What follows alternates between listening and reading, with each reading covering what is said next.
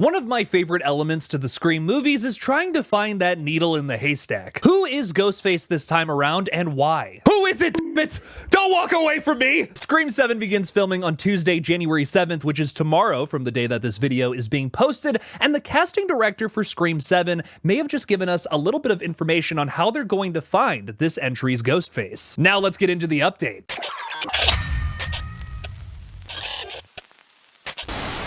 Hey everybody, I'm KillJoy Jake, and instead of having friends, I have horror movies. After multiple script rewrites and constant delays, Scream 7 finally begins filming this week in Atlanta, Georgia. The cast is arriving on set now, and your boy will keep you updated on anything we learn in the next couple of months or so through the production process. I'm not going to talk about any spoilers specifically though, just theories on set photos, and if I see something that really is spoilery, like we find out who the killer is, your boy ain't talking about it. Just a reminder, the point of this channel is not to spoil, but to build hype for upcoming horror films that I'm also excited for. Now, while I am super excited to do some update videos in the next couple of months or so on the production, today's update concerns the casting director for the previous few Scream movies. Rich D'Elia, who served as the casting director on Screams 5, 6, and now 7, recently had an interview with Russ Milham from The Direct. They got to talking about the meticulous casting process of the Scream franchise and how important the choice is for the next Ghostface. Diving deeper into this, D'Elia says, "I was lucky enough to work on the last two Scream films, so I've had a little experience with casting a few actors as Ghostface. And it's always different, depending on the story and the tone. Looking back on those previous two films, our Ghostfaces needed certain qualities to play those roles. For example, Detective Bailey needed to be played by someone who resembles Jack Quaid, considering that it was revealed in the third act that he was Richie's father. He's also played by Dermot Mulroney, who doesn't typically do horror movies, which fits with his anti-stab movie motive. Like, sure, he's the dad in Insidious 3, but his biggest credit is My Best Friend's Wedding. At least that's where most of you know him from, according to comments I was getting during the Scream 6 era of this channel. I think it's a really odd coincidence that in both Scream 6 and Insidious 3, he has a daughter named Quinn. What are the odds of that? D'Elia continues, saying, "You know, I love Mikey Madison so much. She was obviously popping so big this year in Anora, and she's amazing. And she was someone who had really popped into my mind when we were doing, you know, one of the previous iterations of Scream. And then Jack Quaid is such a likable, personable guy that you knew that it was kind of a twist that you wouldn't necessarily see coming." This part of the quote makes me think that this casting director here is looking for someone who can not only pull off playing Ghostface, playing this sinister villain in the third act,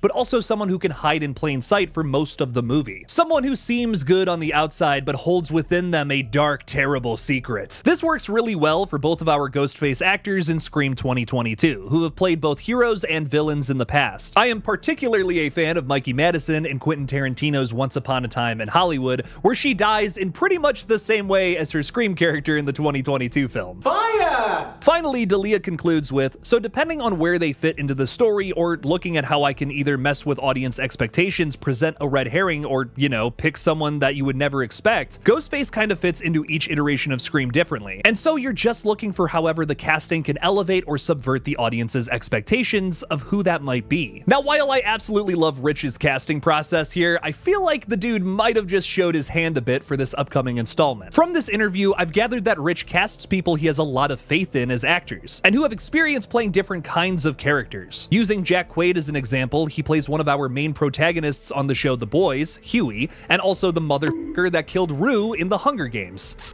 that guy. Jack here can do both, just like Mikey Madison, who played an evil hippie cult member in Once Upon a Time in Hollywood, and then also the titular Anora in the acclaimed 2024 film. Now, Scream 5 and Scream 7 share the commonality of both being reboots for this franchise. Many fans view this 7th entry as a return to form, considering that Sidney Prescott returns to be a main player, unlike the previous installment. Where Scream 6 tried to be punk rock and take down killers who don't even care for this franchise, Scream 7 seems to be going back to basics and will likely deliver a killer duo that is similar to Richie and Amber. The question now is, can we spot these two folks in the announced cast? I think we might be able to pinpoint at least one of them. So far, the newcomers of Scream 7 include Isabel May playing Sidney's daughter, Asa German, Celeste O'Connor, Sam Reckner, McKenna Grace, and Anna Camp. A lot of you have already been talking about this actress, but I think there is definitely one character here that holds all of those qualities we've been talking about this entire video. McKenna Grace is probably best known for her role as Phoebe Spangler in the last two Ghostface Ghostbusters films, but today I want to talk about two other roles she took up in the late 2010s. Gifted is a film about McKenna Grace playing young Mary Adler. She comes from a struggling family where Chris Evans serves as her only parental figure,